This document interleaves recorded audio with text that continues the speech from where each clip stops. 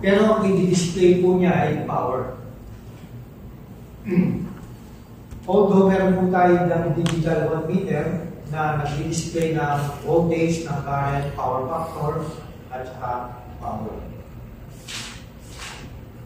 Now, anong sabi dito? Kung ang current coils daw ng dalawang voltmeter ay nasa line A at saka nasa line B. This is our diagram. So, kung ito yung ating line A,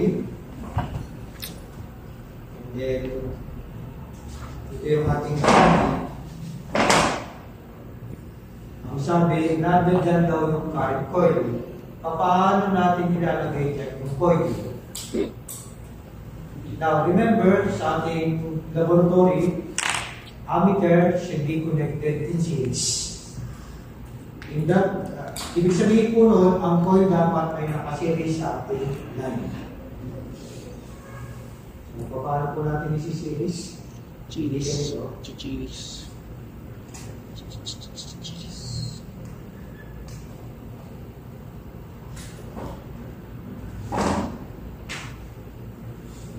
So, yan po yung current coil.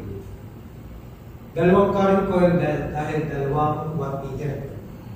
So, meaning to say, ano po ang mangyayari doon sa line C natin? Yan ang magsisilbing common point ng potential coil. So, lalagyan po ng potential coil itong mga current coil dito. Say this one. So, ito po yung isang wattmeter.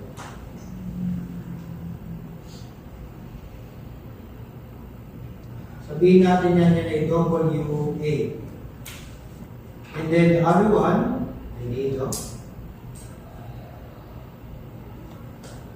So, hindi niyo po pwedeng i-stop doon sa B. Doon po yun sa C. So, this will be the representation of W. Gawin natin na rin WA at rin W.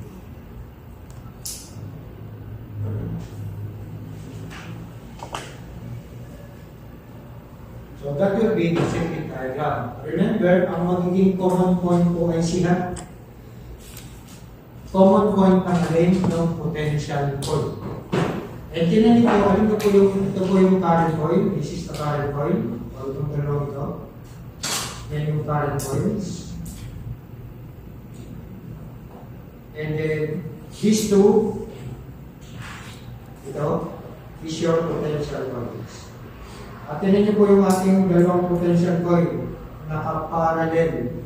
Yung potential coil ng WA ay nakaparallel sa AC o sa CA. Yan. Nakatap dito eh. Nakatap dito. So, nasa line A at nasa line C o nasa ACA. Ito naman sa WB ay nasa line B at nasa line C, meaning parallel sa DC.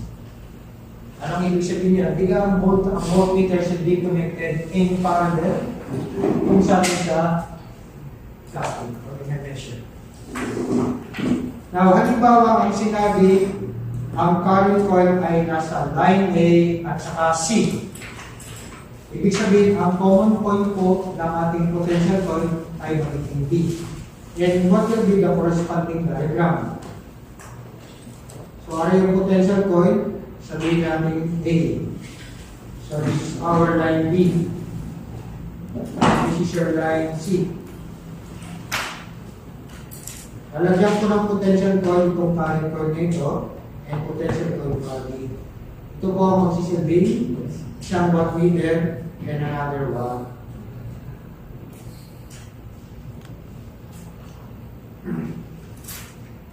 Yung hindi binanggit para sa current coil, yun ang magsisilbing common point ng inyong potential coil.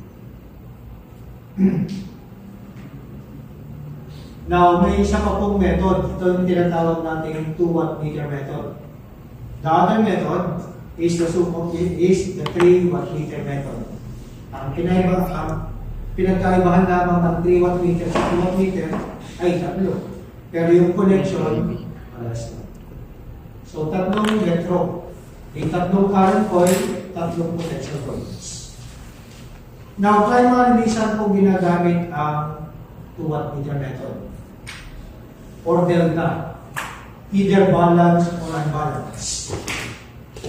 Ang 3 wattmeter naman ay 4Y na unbalanced. In particular, ang ginagamit ng 3 wattmeter, ang 3 wattmeter method ay para sa Y na unbalanced. Pwede nyo rin pong gamitin ang delta sa Y provided na balance siya. Bakit? Hindi po pag balance, ang current po dun sa ating neutral ay 0. Paano po nag-0 yun? Okay, kung babalikan natin itong problem na ito, itong problem number 49. Kung mag-a-apply tayo ng KCL at N, by KCL at N, ano po ang ating equation? IN is equal to negative IA plus IB plus IC. Ngayon, kung yan po ay balance, you now need to compute dahil ang lalabas po yan ay C. Kahit po, computin nyo man po yan, ang lalabas po yan C. Pero kapag ka po yan ay unbalance, so yan ang kaya iwasan natin ang balance. Sa halip na papasok po siya dito, meron po dito current na lalabas. Babalik dito sa source. Kaya delikado po yun. Kaya hanggat maaari, mabalansin po natin yung current po yung pabalik doon, yung mga tinatawag na fault current.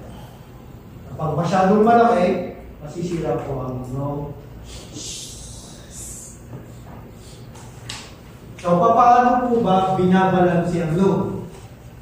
Ay di pinagpapalit-palit ninyo. Halimbawa, ang nakakabit sa load A ay 3, sa load BC ay 5, sa load C ay 10, ibabalansin mo yun. So, ililipat nyo po ng connection. Yun ang tinatawag na load transformation. Okay? So ngayon, computin po kayo natin yung sinasabing 1 meter reading. So, nandito tayo sa diagram na ito.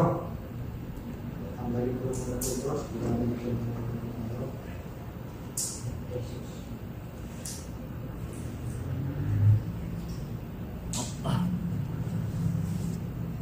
Ngayon, what will be the equation for your W?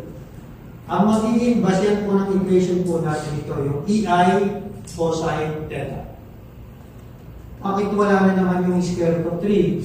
Dahil this is considered single phase measurement. So in particular, meron tayong V line, I line, cosine.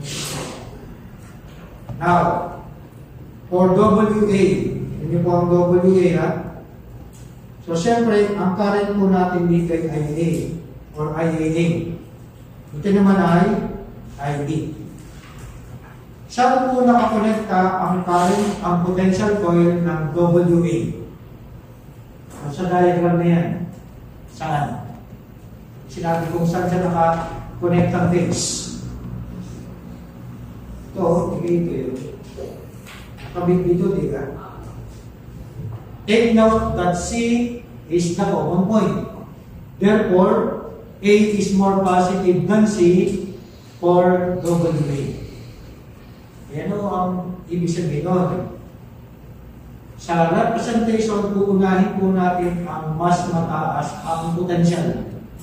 Kaya magiging yan ay D, A, C. Na DC. Ay, tandaan po mabuti yan. Then, ano yung kanyang current ay A? Then, sabihin muna natin itong cosine theta A. Dahil ito ay WA, ginawa ko itong cosine theta A. Kung halimbawa ginawa itong W1, you can use this cosine theta 1. Ngayon, itong theta A dito should be the angle between BAC and current I. Again, hindi po yan BCA at BAC. Bakit? C is the common point. Para bang ground po natin siya. Kaya mababa ang kanyang potential. Ngayon, sasabihin niyo naman sa akin, di kasi ang magnitude ng BAC is the same as BCA. Yes, that is correct. Pero doon tayo magkakatalo sa angle.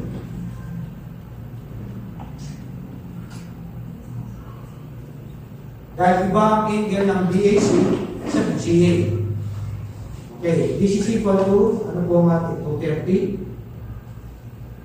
Ano po ang magnitude ng ating IA? Kanina nasolve natin IA. 225.88.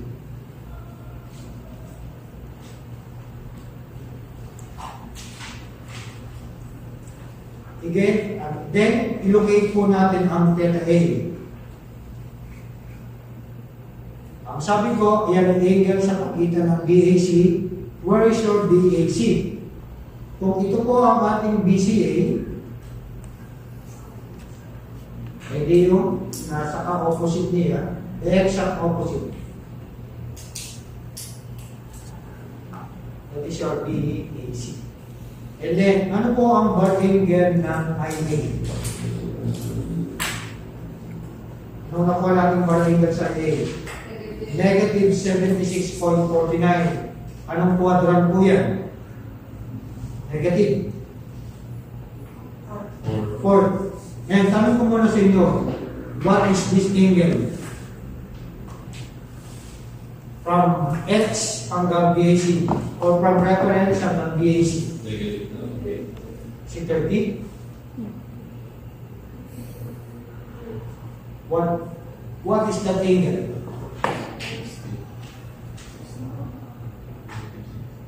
Ika po yung angle niya, iba dito. And what is this angle? Okay, from reference hanggang BCA, what is that? 120. Hindi malapat na ay 60. This is 60 po yun. Huwag nyo nang gawin negative dahil ang kailangan naman natin ay angle sa pagitan. 60 po yan. Yan ano kung sabi natin, ang IA ay nasa 4th quadrant. 70, 71. Hindi.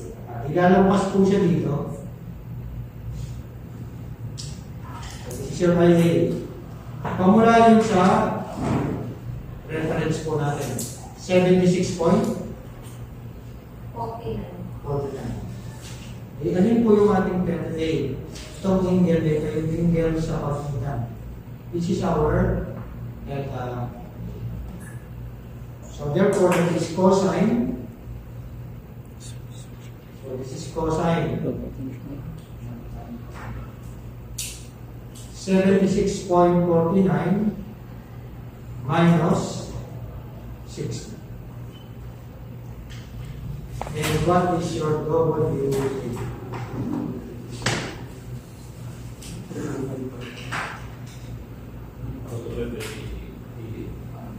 230 times 225.88 cosine 16.49.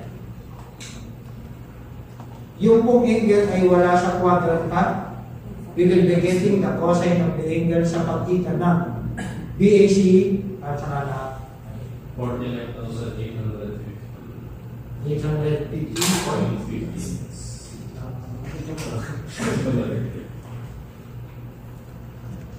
Okay, dito naman po tayo sa WB. Ano ang voltage na kailangan po natin sa WB? Ito po ang ito yun, no? Doon nakakabit ang ating potential coil. So what is that voltage?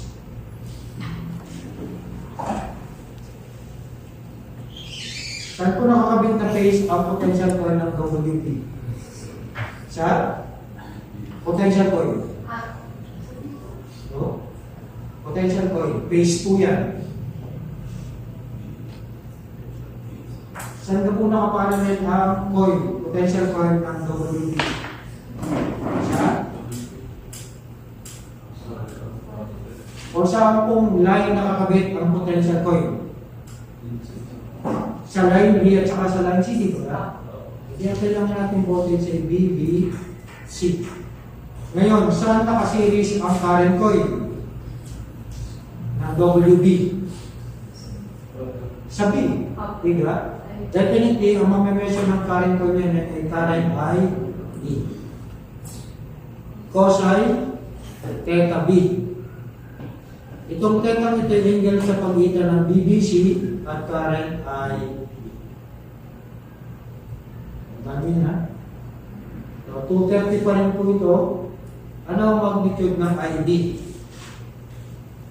325.45. 325.45. And then, i-plot po ngayon natin ang BBC at saka yung IB. So, nasa ng quadrant ang BBC.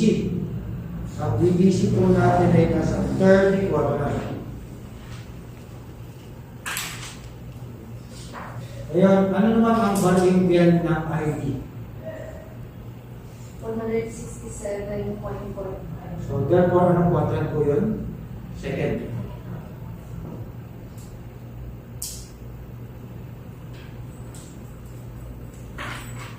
Ito po ang sinasabi natin, theta, the angle sa pagitan.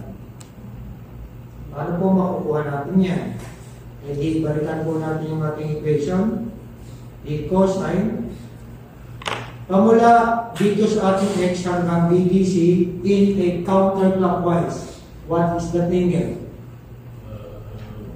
2,4. Pamula reference hanggang IB. Yung nakuha natin yung 160. Ano po ang angle? IB. 167.45. 167.45. And WD is equal to 446.57.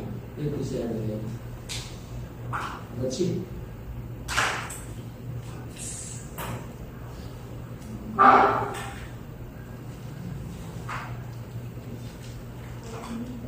Ayan po, ganyan po ang unbalance. Again, you cannot use yung formula ng square root of 3, B line, I line, or sin theta. Primarily, ang problema po natin ay I line. Kasi magkakaiba na sila. At saka yung power factor nito. Ang balance, definitely magkakaiba.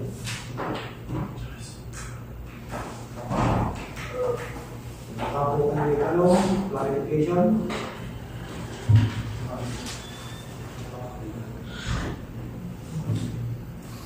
Hindi ko wala na. I think that's all for today. Anyway, meron pa naman tayo po next step. Basta, dalawang meeting pa. Ay, nasaan niyo po ang inyong galing sa unbalance. Ibig sabihin, sabi ko kasi kung naintindihan yung unbalance, alam niyo ang balance. Madali ang balance dito. Tingnan niyo, 120 degrees. Pare-pare sa magnitude. Jones, 1,172. Hindi talaga nang ito. A16, pwede rin po. Ang ginagamit ko po yung kalsyon dito sa mayroong kalsyon ng Southland. Ganda po yung kalsyon. At saka yung 1,000. Yung 1,001 problem na. Nasaan ka na yun? Dalawa. Matagal na. Hindi lang natin kayo matapos na maigit. Wala oras eh. Sobrang busy. Gusto ko mambigyan ng oras eh.